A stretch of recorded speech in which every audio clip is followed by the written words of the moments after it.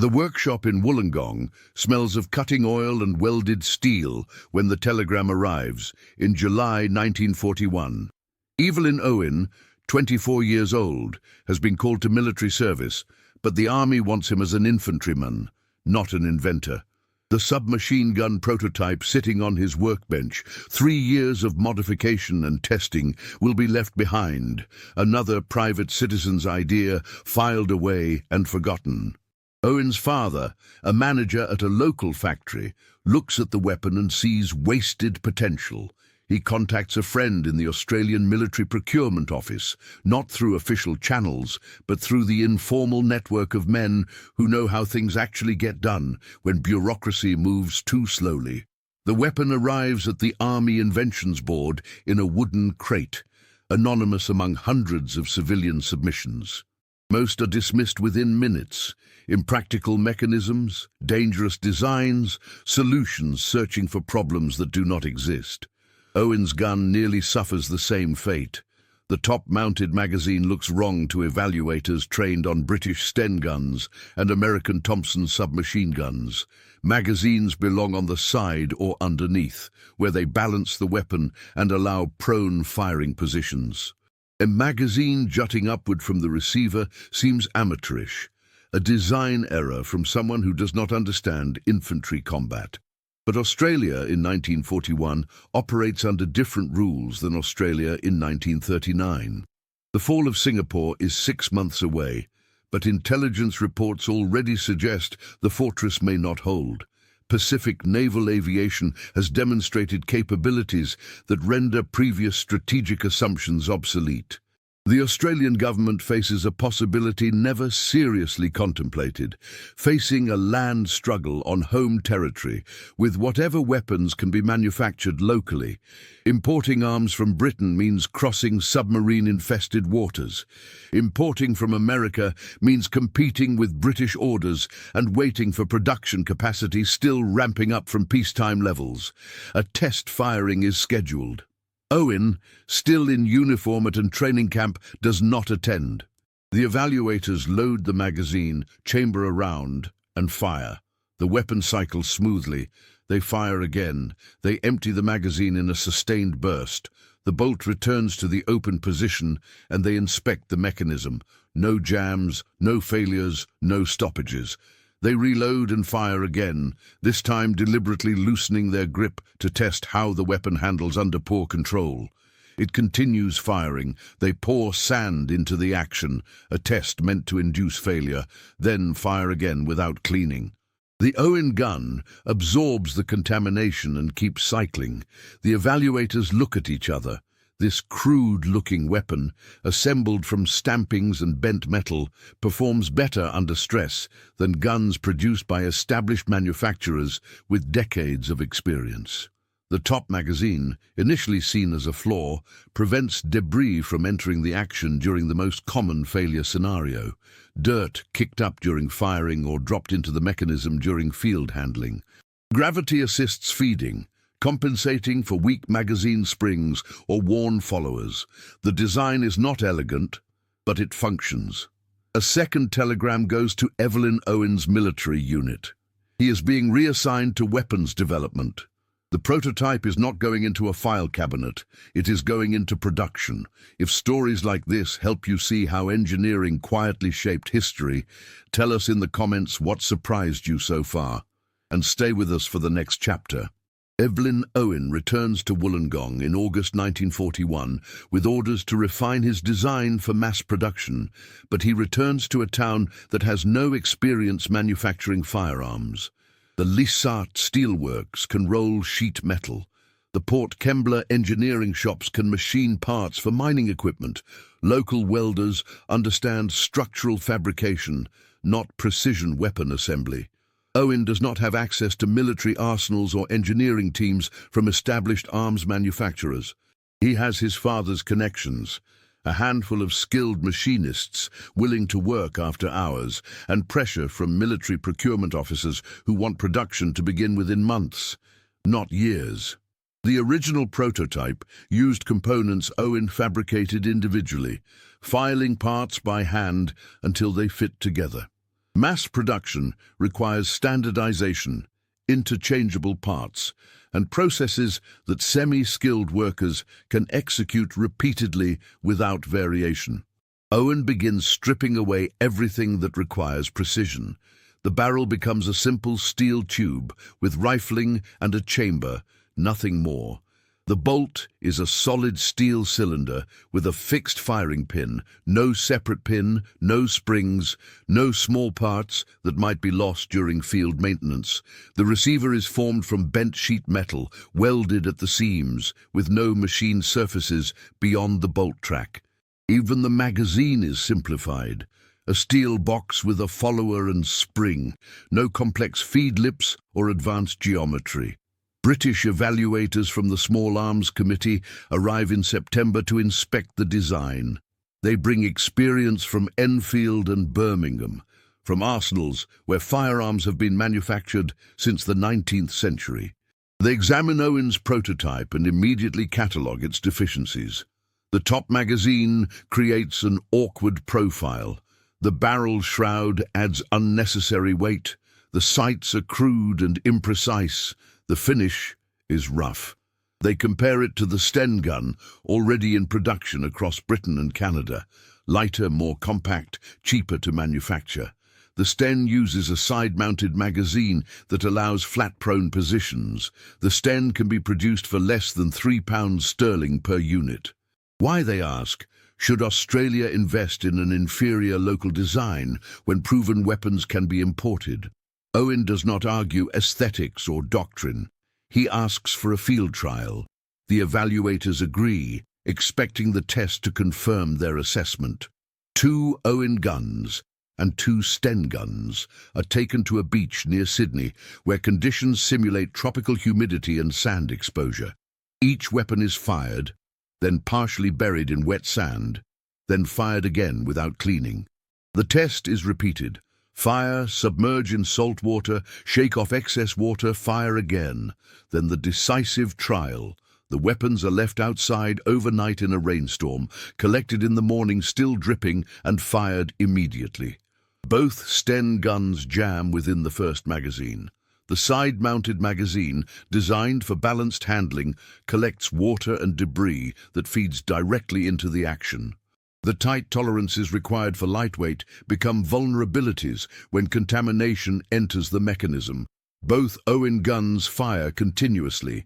The top magazine sheds water. The open bolt design allows mud to fall through. The crude finish, criticized as unprofessional, actually provides larger clearances that tolerate dirt without binding.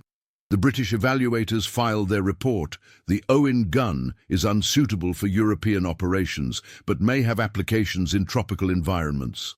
Australian procurement officers read between the lines. Europe is not their primary concern. New Guinea is. The jungles of Malaya are. The Owen gun enters production in December 1941, the same month the Pacific conflict expands. The mechanism of the Owen gun operates on principles established decades earlier with the first automatic weapons. A spring drives a bolt forward, the bolt strips a cartridge from the magazine, the cartridge is chambered, the firing pin strikes the primer, gas pressure from the fired cartridge drives the bolt backward, the empty case is extracted and ejected, and the spring compresses until pressure equalizes, then drives the bolt forward again. Nothing about this cycle is innovative. The Owen gun distinguishes itself not through new principles, but through the selection of which principles to prioritize. Most submachine gun designs from this period use closed bolt systems, where the bolt remains forward with a cartridge chambered when the weapon is ready to fire. This configuration improves accuracy, less mass moves during firing, reducing disturbance to aim. It also reduces the time between trigger press and bullet departure, improving responsiveness. The disadvantage appears only under sustained firing or adverse conditions. Heat builds in the chamber, sometimes causing chambered rounds to ignite and fire without trigger input. Moisture and dirt enter through the ejection port and remain trapped in the action. Owen chooses an open bolt system, accepting the accuracy penalty in exchange for reliability. When the weapon is ready to fire, the bolt sits at the rear of the receiver, held by the sear. The chamber is empty and exposed to air. Pull the trigger. The bolt slams forward under spring pressure, strips a cartridge, chambers it, and fires in one continuous motion. The weapon fires from an open bolt every time, meaning heat never builds in an occupied chamber. Debris that enters the action falls out through the bottom of the receiver rather than accumulating around the bolt. The trade is accuracy for function, and in jungle environments at ranges under 50 meters, function matters more than precision. The top-mounted magazine creates the weapon's most distinctive characteristic and its most significant engineering compromise. Feeding from above means gravity assists the magazine spring, reducing the force required to push cartridges upward into the bolt path. Weak springs, common in tropical heat where metal loses temper, still function adequately. The magazine sits above the bolt, rather than intersecting the bolt's path from the side, simplifying the feeding geometry and reducing the chance of cartridges binding during the stripping process. The cost is ergonomic awkwardness.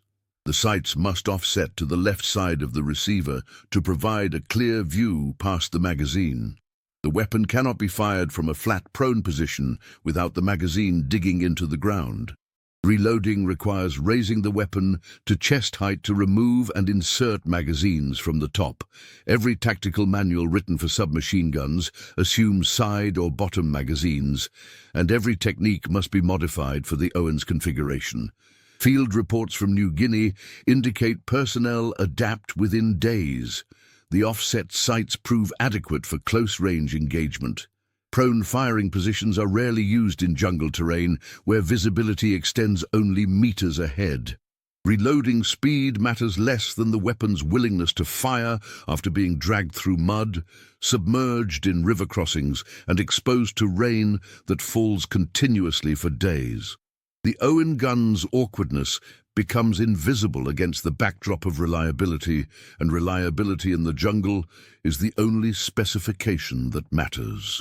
Do you think this design choice was inevitable or a risky gamble at the time? Share your view in the comments and pass this story to someone who enjoys understanding how things really work. Production begins in January 1942 at the Lysart Steelworks in Newcastle, and immediately the difference between prototype and mass production becomes apparent. Owen's hand-fitted design works because he adjusted each part individually until it functioned. The factory needs parts that fit together without adjustment, produced by workers who may have never handled firearms before. The first production run produces weapons that jam, misfire, or fail to extract. Owen spends weeks on the factory floor, observing each operation, identifying where tolerances are too tight or where processes introduce variation. The barrel threading proves problematic. The barrel must screw into the receiver with sufficient tightness to prevent gas leakage, but not so tightly that it cannot be removed for cleaning. Too loose, and accuracy suffers. Too tight, and personnel cannot remove it in the field. Owen redesigns the barrel nut to include a spring-loaded detent that holds the barrel in position while allowing quick removal with firm pressure. The solution adds one moving part but eliminates the need for precise thread cutting. Magazine production creates another challenge. The magazines must feed reliably, but they must also survive being dropped, stepped on, and used as improvised tools. Early magazines crack at the weld seams. The spot welds holding the feed lips to the body fail under impact. Owen switches to continuous welds along the seams and adds reinforcement ribs to the magazine body. The changes increase production time by 15%, but reduce field failures by more than half. The bolt weight requires recalibration. The original prototype used a bolt Owen machined to a specific mass that balanced cycling speed against recoil management. Factory-produced bolts vary in weight due to material inconsistency and machining tolerance. Light bolts cycle too quickly, causing extraction failures. Heavy bolts cycle slowly, reducing the rate of fire.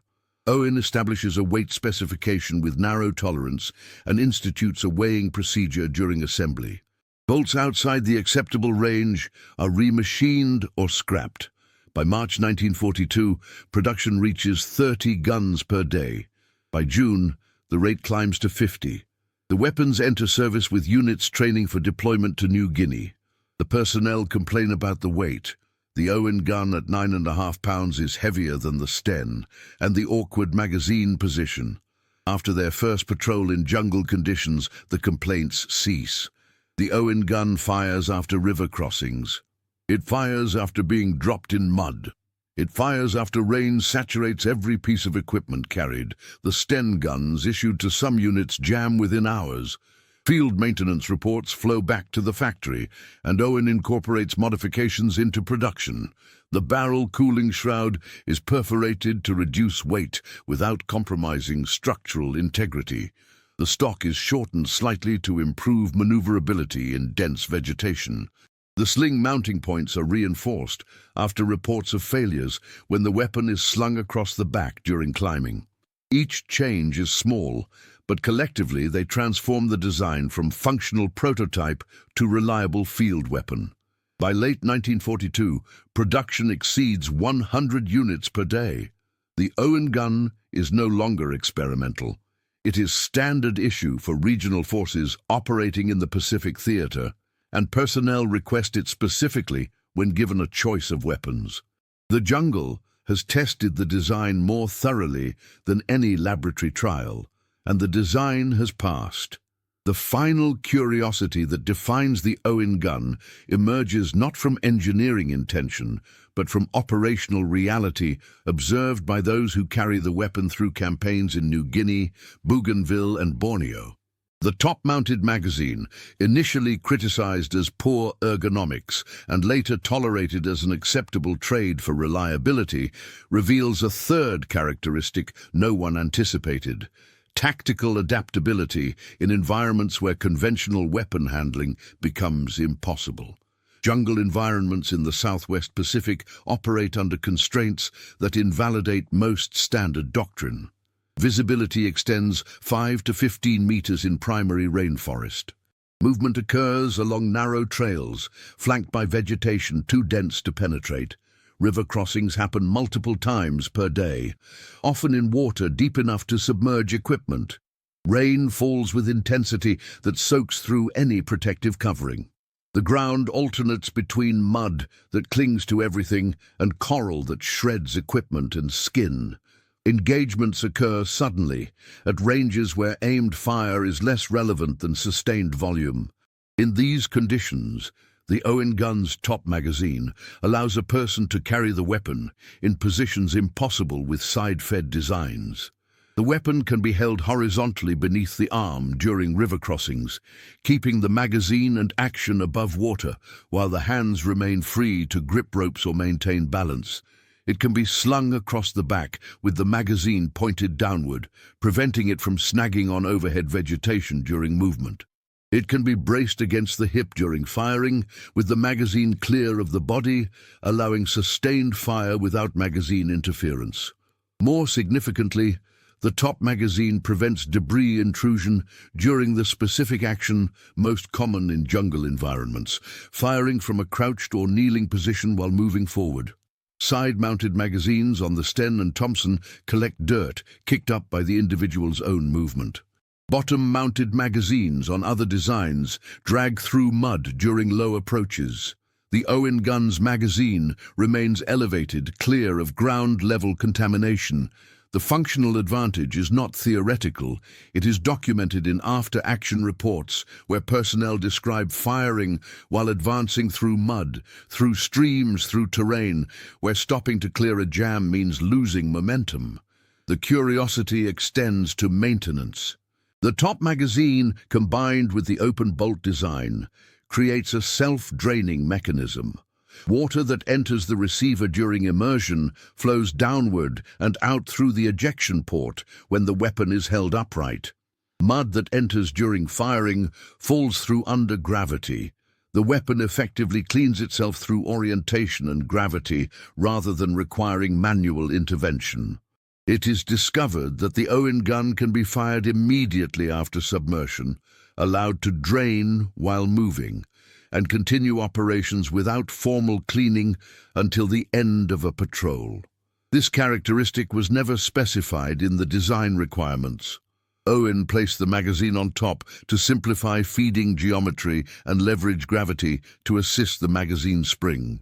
The tactical implications emerged only after thousands of weapons operated under conditions that exposed the limitations of conventional designs. The Owen gun's oddity was not a flaw tolerated for other advantages. It was an accidental optimization for an environment that no design board had adequately modeled. The Owen gun remains in Australian military service until 1971, an operational lifespan of 30 years that exceeds most weapons adopted during that era. Replacement attempts begin in the 1950s, with trials of more modern submachine guns. The Sterling from Britain, the Uzi from Israel, various American designs incorporating lessons from other conflicts. Each trial ends with the same conclusion. The replacement weapon performs adequately in controlled conditions, but loses reliability in field environments, similar to those where the Owen gun established its reputation. The military retains the Owen gun in inventory, not because nothing better exists in theory, but because nothing better exists in practice for the specific conditions encountered. The weapon's legacy extends beyond its operational service. Post-war analysis of reliability in tropical environments identifies the Owen gun's top-mounted magazine and open-bolt design as key factors in sustained function under adverse conditions. These features influence subsequent weapon development, though rarely through direct copying. The principle becomes doctrine. Simplicity and contamination resistance matter more than ergonomic optimization when environmental conditions dominate tactical considerations. Evelyn Owen himself does not become a prominent figure in regional history. He receives recognition during the struggle years, honors, commendations, brief public attention, but returns to obscurity after 1945. He works in automotive engineering, in industrial machinery, in fields unrelated to weapon design. The gun that carries his name outlives his public presence. Those who used it remember the weapon, not the inventor. The Owen gun becomes anonymous equipment, notable only in its absence, when replacements fail to match its performance. The engineering lesson is specific but broadly applicable. Optimal design depends entirely on the environment where function must occur. The Owen gun was suboptimal for European settings, for urban environments, for any scenario where precision, lightweight, and ergonomic handling outweighed resistance to contamination and environmental stress. It was optimal, possibly uniquely optimal, for jungle environments where every other consideration became secondary to the question of whether the weapon would fire after being immersed in a swamp. Engineering serves context, and context in 1941 was personnel facing struggle in the worst terrain imaginable, with supply lines that could not be trusted. Evelyn Owen designed a weapon that answered that specific reality. The top magazine, crude finish, heavy weight, and awkward handling were not compromises.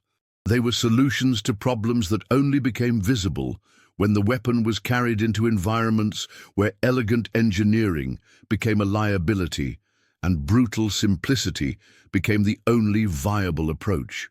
The Owen gun worked because it was designed for survival in conditions where nothing else survived. If you enjoy calm, true stories about how engineering shaped the world, subscribe to the channel, leave a like, and tell us from which country you're watching.